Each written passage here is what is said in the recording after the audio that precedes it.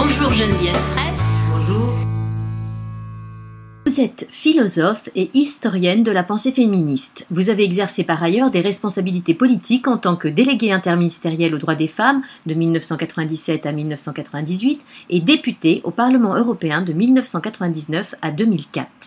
Quelles ont été les motivations de votre engagement personnel dans ces fonctions ? Il n'y a pas de motivation. J'ai toujours été politisée, j'ai toujours été engagée, évidemment d'un point de vue qui est le mien, à savoir l'engagement féministe. Pourquoi ? Alors la question est plutôt de se demander pourquoi j'ai accepté ces fonctions politiques qui se sont succédées, par cohérence, d'une part simple, et parce que j'ai été formée, ma génération, et peut-être même mon enfance d'ailleurs, au rapport entre théorie et pratique. Donc j'étais dans les années 70 autant dans la rue que dans la bibliothèque, et quand 20 ans plus tard on m'a demandé de passer aux institutions politiques, au fond c'était pas incohérent par rapport à toutes les années que je venais de passer à écrire Muse de la raison, j'étais en train d'écrire l'aide au gouvernement, toute une série de livres. Donc c'était une sorte de cohérence entre théorie et pratique. Donc il n'y a pas de motivation, il y a de la logique. Après votre expérience et vos travaux, qu'est-ce qui fait qu'une femme s'engage dans un mouvement, un syndicat, une association ?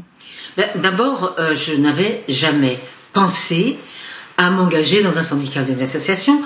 Je n'ai jamais appartenu à un parti politique, ni avant, ni pendant, ni après mes mandats et mes fonctions. C'est-à-dire que je me suis engagée nulle part. Simplement, j'étais engagée, j'ai envie de dire.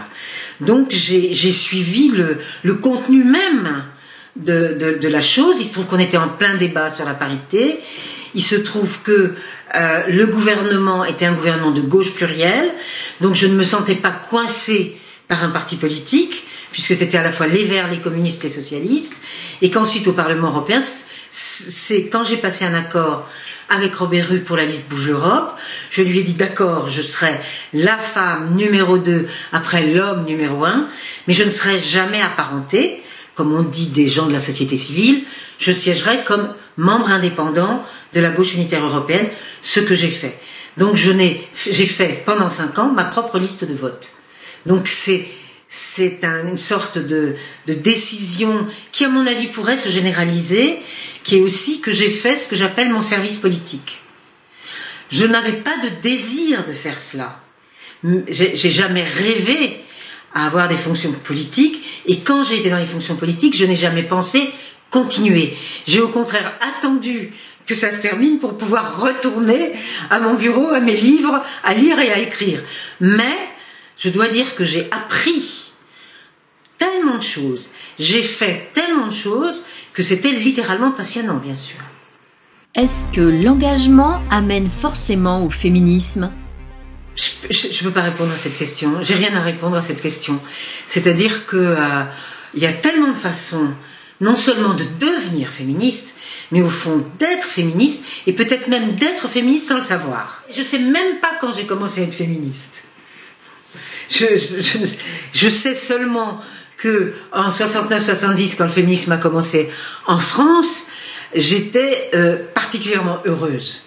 Ça a plutôt produit du bonheur, donc c'est peut-être quelque chose que j'attendais sans le savoir. Alors dans un monde d'hommes, comment on fait ? Alors moi, il se trouve que mon objet a toujours été la pensée féministe.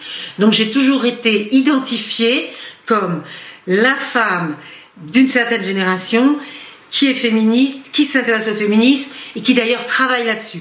Je travaille tellement là-dessus que le CNRS en 1983 me recrute sur les fondements philosophiques de la pensée féministe. Donc disons, je suis identifiée comme telle. Après, comment on se comporte dans un monde d'hommes ? Eh bien, on vit avec la condescendance. Non pas la condescendance pour ma personne, parce que finalement je me débrouillais assez bien du côté de la personne, mais pour l'objet. Ah bon, elle a un objet, elle a un sous-objet. Alors après, ça peut avoir des répercussions sur ma personne. Mais grosso modo, je n'ai pas eu à subir de harcèlement ou de choses comme ça, parce qu'au fond, on me sentait assez forte, probablement. Mais néanmoins, j'ai tout le temps, jusqu'à la semaine dernière encore, entendu des propos qui sont là pour disqualifier ce que je fais ou ce qui m'intéresse. Merci Geneviève Fraisse.